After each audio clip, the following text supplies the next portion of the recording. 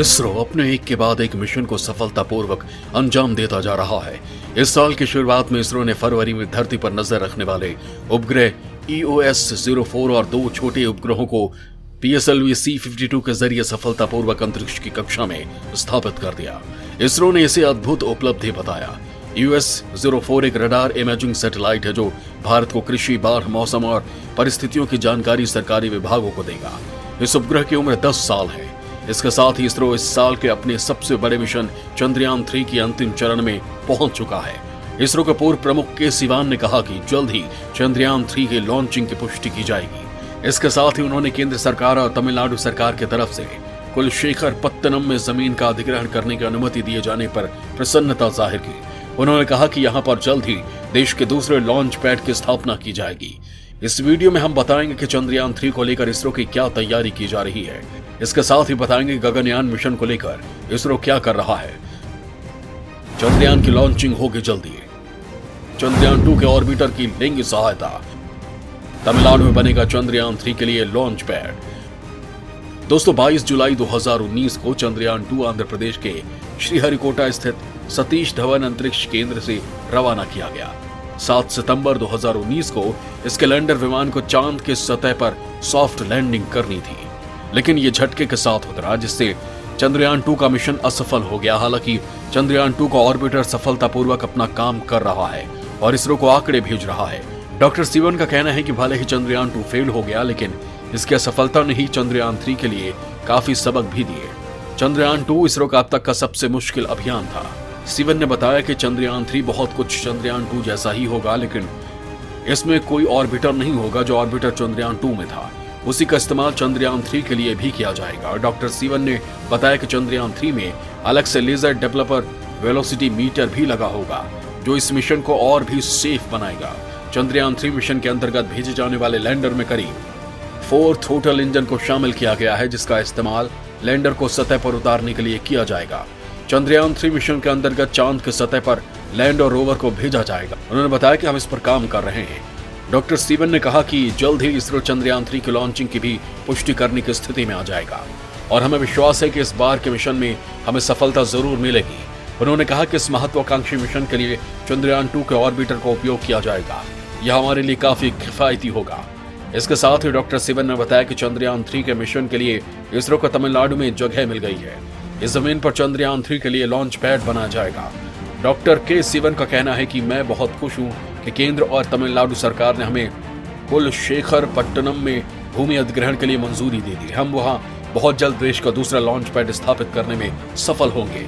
इस launch pad को लेकर भी डॉक्टर सिवन ने कुछ महत्वपूर्ण बातें बताई। डॉक्टर सिवन के मुताबिक रणनीतिक दृष्टिकोण से लॉन्च पैड श्रीहरिकोटा की तुलना में अधिक कारगर साबित होगा।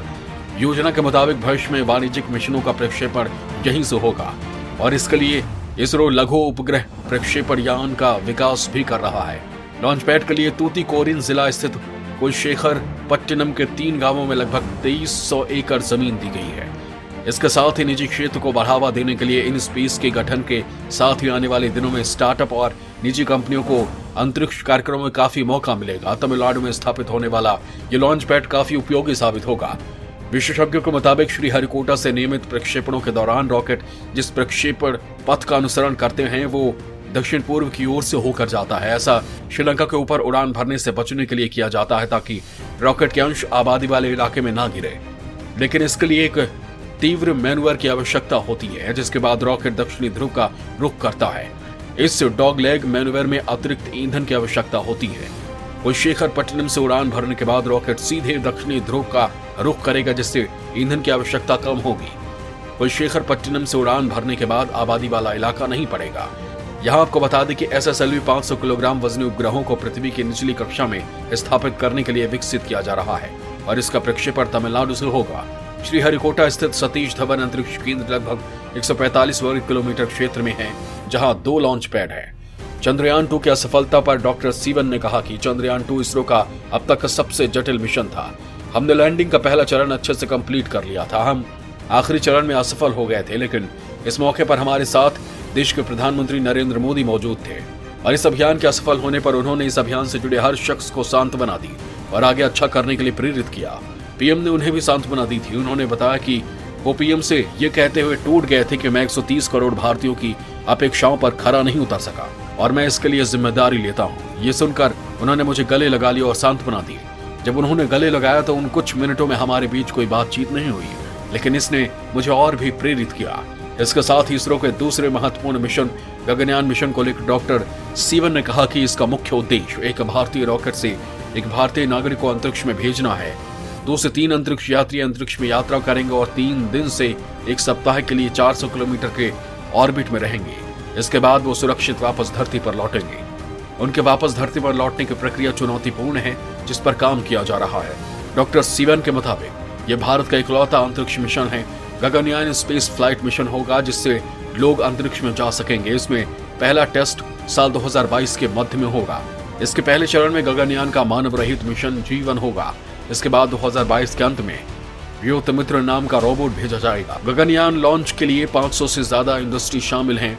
इसके लिए कई रिसर्च मॉड्यूल बनाए गए हैं, जिसमें भारत में निर्मित रिसर्च मॉड्यूल भी शामिल है। वैज्ञानिकों के मुताबिक इस मिशन के तहत 3 अंतरिक्ष मिशन होंगे, जिसमें 2 मानव रहित होंगे जबकि 1 मानव युक्त मिशन होगा।